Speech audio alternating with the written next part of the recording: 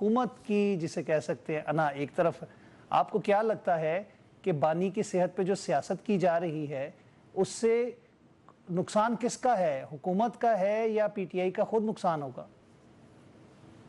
बिस्मिल्लाहिर्रहमानिर्रहीम।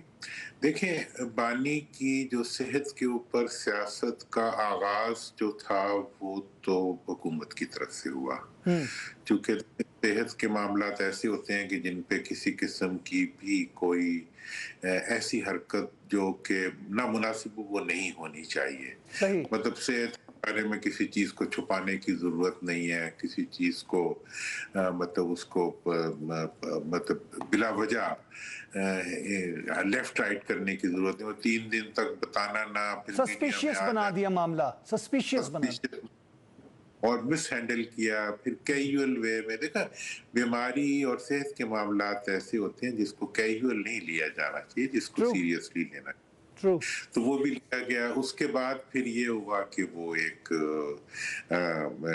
Correction factor लगा, मतलब जब सबने इसके ऊपर एक अपना व्यू पॉइंट दिया तो मेरा ख्याल है कि हुकूमत ने भी फिर अपने रवैये को बेहतर किया। तब्दील किया, जी और बिल्कुल। इस सारे मामले में मुझे सबसे बैलेंस्ड रवैया नजर आ रहा है वो खुद इमरान खान साहब का नजर आ रहा है कि ये जो सेहत के मामलात हैं उसमें वो ना सिर्फ ताउन कर रहे हैं बल्कि उनकी बिल्कुल बहुत ही रिजनेबल और जायज किस्म की वो है, मतलब प्रपोजल्स हैं या डिमांड्स कह लें या जो भी कुछ कह लें, उसमें कहीं कोई इरेशनैलिटी मौजूद नहीं है। तो बाकी ये है कि कुछ लेफ्ट राइट के लोग होते हैं जिन्होंने मतलब हर चीज को सियासत बनाना होता है। अब हमारे जो मतलब लोग जिन्हें नया नया आदत पड़ती है ना मीडिया में प्रेजेंस की, तो शाम को उनका टूटना शुरू हो जाता है कि जी आज हमने कोई ऐसी बात नहीं की जो रिफ्लेक्ट हो। तो फिर वो आगे पीछे उल्टी सीधी हरकतें करना शुरू कर देते हैं। लेकिन मेरा ये ख्याल है कि इस वक्त जो उनकी ये डिमांड है कि उनके मॉलेज को एक्सेस दी जाए, वो एक जायज डिमांड है। फिर या उन्होंने फैमिली मेंबर्स को शामिल किया जाए। देखिए, फैमिली मेंबर्स के बारे में मतलब पहले फैमिली को आप डिफाइन कर लें क्या है। हाँ, उनकी वाइफ तो उनके साथ ही है ना जेल में, उनसे तो मुलाकात भी होती देखिए है जी, उनकी। एक उनकी जो रियल फैमिली है वो उनकी वाइफ और उनके 2 बेटे हैं। मेरा तो ख्याल है को एक्सेस दी जानी चाहिए। बाकी फिर एक उनकी इमोशनल फैमिली है जिसमें उनकी बहनें और बाकी लोग शामिल हैं। तो वो जो है वो एक अलग उसका वो है, स्पेक्ट्रम है। लेकिन इमरान खान साहब के बारे में एक चीज बड़ी क्लियर थी, और जब उन्होंने बैरिस्टर गौहर को अपने बाद एक्टिंग चेयरमैन अपॉइंट किया था, मैंने उस वक्त भी कहा था कि इमरान खान साहब ने प्रूव कर दिया है कि वो मरूसी सियासत के ऊपर यकीन नहीं रखते। ट्रू ठीक है ना? ट्रू।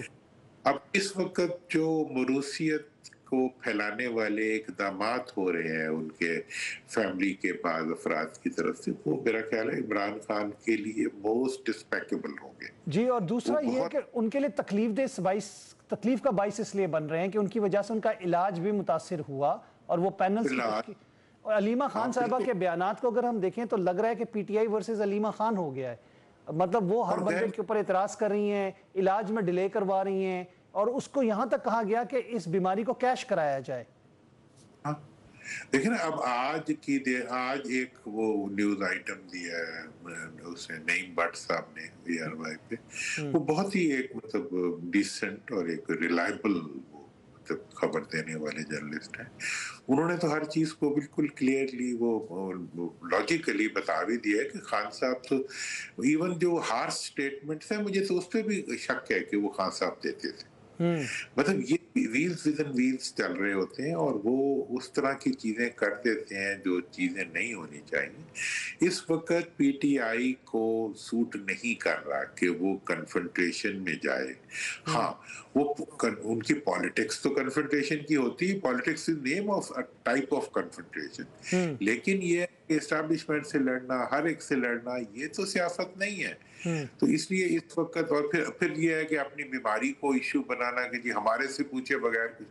भाई, एलिमेंट जो होती है सबसे ज्यादा उसके अंदर राइट जो होता है वो पेशेंट का होता है। देखिए, खान साहब बाहोशो हवास हैं माशाल्लाह, वो कंफर्टेबल हैं, अपने अपने पेपर्स पे खुद साइन कर रहे हैं इलाज के लिए, ट्रीटमेंट के लिए। जी बिल्कुल, वो अपने पेपर्स पे साइन करते हैं। भाई, फैमिली का तो ये काम है कि ये कहे कि जो खान साहब कहते हैं उस तरह करो। और खुद भी उस तरह करें। उसके बीच में से जो है एक नया जिसे कहते हैं कटे खोल लेना, ये तो मेरा ख्याल है कोई मुनासिब बात नहीं है। लिहाजा मेरा ये ख्याल है कि जो खान साहब की बीमारी के ऊपर जो गलती शुरू में हुकूमत ने की, उसके बाद अब जो है मामलात को सही रुख पे आ गए हैं और अब हुकूमत को मुकम्मल ताउन करना चाहिए उनकी ट्रीटमेंट के अंदर, और उनके मुआलिज अगर चाहते हैं उनको एक्सेस दी जानी चाहिए। और मैं नहीं समझता, और फिर यह है कि जब जो बीमारी के मामलात से मुतल्लिक मुलाकातें वगैरह हों, उनमें थोड़ा सा सियासत को पसे पुश डाल दिया जाए तो उस पर कोई हर्ज नहीं है। दुरानी साहब, बात ये आती है कि एक तो हुकूमत की तरफ से मिस हैंडल हुआ, मैं मिस हैंडल का लफ्ज़ इस्तेमाल कर रहा हूँ, अब ये डेलिबरेटली हुआ नहीं हुआ ये तो अल्लाह ही जानता है, या इस पर तहकीकात की जाए कि सेहत के मामले पे जो कुछ हुआ।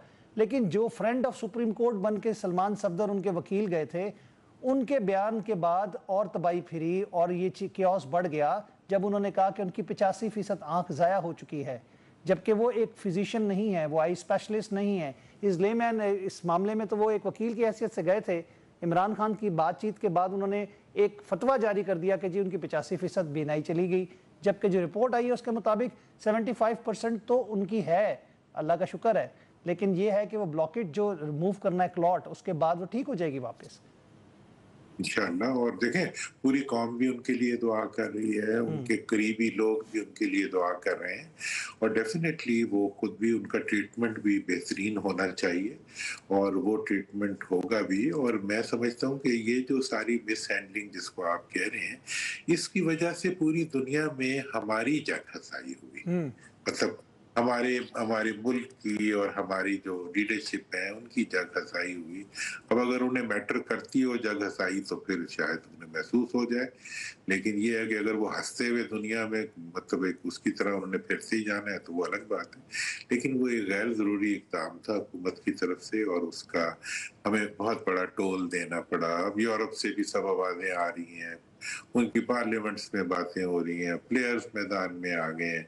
मतलब जितने भी, ये तो डिसेंसी थी on the end of Imran Khan कि उन्होंने अपने उन स्ट्रेंथ्स को जो मतलब लोकल नहीं थी उनको उन्होंने एक्सप्लॉइट ही नहीं किया। ठीक है ना, ये तो हुकूमत ने खुद उसकी एक्सप्लॉइटेशन करके उन सारों को इंड्यूस कर लिया इस सारे इशू के अपनी हरकतों से ट्रिगर अप कर दिया हुकूमत ने ये काम। ट्रिगर अप कर। अच्छा, मैं कहता हूं कि ये हुकूमत की ना, इनकी नून लीग के हवाले से बड़ी चीज मशहूर है कि ये जीरो को हीरो बनाने में माहिर है, नॉन इश्यूज को इश्यूज बना देते हैं।